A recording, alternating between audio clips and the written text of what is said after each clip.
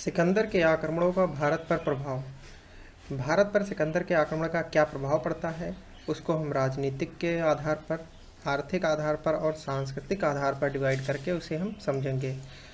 अगर हम राजनीतिक स्तर पर बात करें तो सिकंदर के आक्रमण का भारत पर कुछ महत्वपूर्ण प्रभाव पड़ते हैं, जैसे कि आपसी फूट का प्रदर्शन।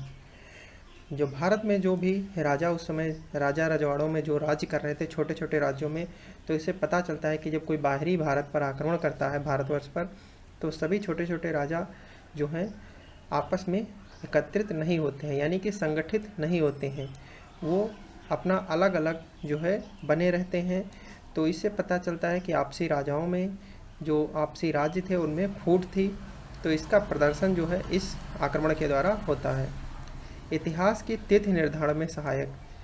जब सिकंदर आक्रमण करता है तो उस समय बहुत सारे लेख, ईरानी अभिलेख और यूनानी अभिलेख बहुत सारे देखने को मिलते हैं। तो उन अभिलेखों से जो है इतिहास के तिथि निर्धारण में जो है सहायता मिलती है कि ये युद्ध किस समयावधि में हुआ था, और उसके आधार पर बहुत सारी तिथियाँ, उसके आगे पीछे की तिथियाँ जो है, जो सन थे, बहुत सारे घटनाक्रम इससे जोड़कर देखे जाते हैं। तो तिथि निर्धारण में भी सिकंदर के आक्रमण को जो है महत्वपूर्ण माना जाता है। राजनीतिक एकता का अभाव। इस आक्रमण से यह पता चलता है कि भारत में अभी भी जो है जो राजा लोग थे उनमें अभी भी राजनीतिक एकता नहीं थी, उनमें आपस में फूट थी। यूनानी राज्यों की स्थापना।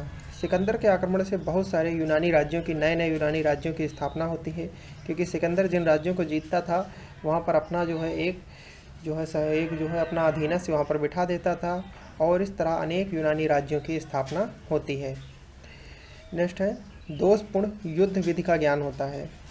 जो विभिन्न जो राज्य थे उन्हें यह पता चलता है कि वो जिस युद्ध नीति से युद्ध लड़ रहे थे सिकंदर के खिलाफ, वह उनकी जो युद्ध नीति थी वह दोषपूर्ण थी। यानी सिकंदर की जो युद्ध करने की टेक्निक थी और जो विभिन्न देसी राजाओं की जो युद्ध करने की टेक्निक थी उसमें ज़मीन आसमान का अंतर था। तो उन्हें पता चलता है कि उन्हें अपने युद्ध की टेक्निक में कौन कौन से बदलाव करने चाहिए, तो इसका भी उन्हें ज्ञान पता चलता है। नेक्स्ट साम्राज्यवाद। सिकंदर के आक्रमण से जो है विश्व भर में साम्राज्यवाद की नई परिभाषा निकल कर आती है। मतलब कि जो भी राजा थे वो अपने साम्राज्य का विस्तार करने लगे थे। अब वो केवल अपने ही देश में नहीं बल्कि देश विदेश, यानी अपने देश के बाहर के देशों में भी अपने साम्राज्य का विस्तार करना प्रारंभ कर देते हैं। अब हम बात करेंगे आर्थिक क्षेत्र में क्या प्रभाव पड़े। तो सिकंदर के आक्रमण का भारत पर आर्थिक प्रभाव। पहला तो है नए मार्गों की खोज। जब सिकंदर भारत पर आक्रमण करता है तो उस दौरान कुछ नए मार्गों की भी खोज होती है, जल मार्ग और थल मार्ग। थल मार्ग में भी कुछ नए मार्गों की खोज पता चलती है, क्योंकि वह अलग अलग मार्गों से जो है आक्रमण करता था, तो इससे नए मार्गों की भी खोज होती है। नए मार्गों की खोज से जो है व्यापार को प्रोत्साहन मिलता है। जो है अब व्यापार जो है वह तेज गति से होने लगता है और विभिन्न देशों के बारे में पता चलता है, तो वहाँ से भारत का व्यापार जो है प्रारंभ हो जाता है। व्यापार के प्रारंभ होने से, व्यापार को प्रोत्साहन मिलने से जो है मुद्रा का भी प्रभाव बढ़ता है। तो मुद्रा का जो है, भारतीय मुद्रा और विभिन्न देशों की मुद्रा का प्रभाव जो है अब बढ़ जाता है। अब हम बात करेंगे सिकंदर के आक्रमण का क्या सांस्कृतिक प्रभाव क्या पड़ा भारत पर। तो सबसे पहला प्रभाव पड़ा भारतीय कला पर। अब जो है भारतीय और यूनानी कला, इन दोनों का जो है एक दूसरे से आदान प्रदान हुआ, और इस जो है यूनानी कला का भी भारतीय कला पर प्रभाव पड़ा, जिससे भारतीय कला में अनेक यूनानी, ईरानी और फारसी कलाओं का भी भारत में उन पर भी कलाकृतियाँ और विभिन्न प्रकार के स्ट्रक्चर बनने लगे थे। भाषा एवं, क्योंकि जब युद्ध हुआ था तो बहुत सारे लोग ऐसे थे जो ईरानी और यूनानी लोग जो आकर भारत में ही बस गए और यहाँ से वापस नहीं जा सके, तो उनके द्वारा जो निर्मित कलाकृतियाँ या जो थी, तो उनमें हमें ईरानियन और यूनानी जो है कलाकृतियों, यानी उनकी संस्कृत का जो है छाप मिलती है। नेक्स्ट है भाषा एवं साहित्य पर प्रभाव। भारतीय भाषाओं पर भी यूनानी संस्कृत का प्रभाव पड़ा, और साहित्य पर बहुत सारे साहित्य लिखे गए, जिसमें सिकंदर के आक्रमण का जो है व्याख्यान है। विभिन्न यूनानी साहित्य हैं, ईरानी साहित्य हैं, तो उनसे पता चलता है हमें सिकंदर के आक्रमण के समय की समयावधि और उस दौरान क्या क्या हुआ। तो उस जो आक्रमण हुआ उसका भारत के साहित्य पर भी प्रभाव पड़ा। भारत के जो है ऐतिहासिक बुक्स में भी इसका वर्णन मिलता है सिकंदर के आक्रमण का। तो इस तरह से भारत की भाषा एवं साहित्य पर भी इसका प्रभाव देखने को मिलता है। नेक्स्ट है ज्योतिष पर प्रभाव।